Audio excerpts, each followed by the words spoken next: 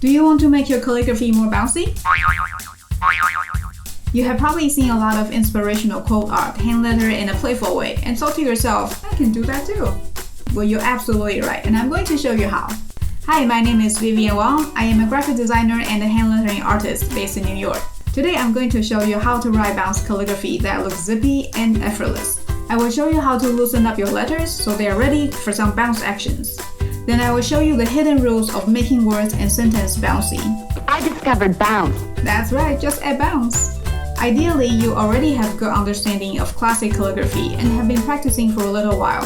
That means you are comfortable using a calligraphy pen or marker, and you can create those thick and thin strokes with your eyes closed. So I won't be going into details about constructing letter forms, but I have included some useful links and resources, as well as my calligraphy classes for beginners for you to check out.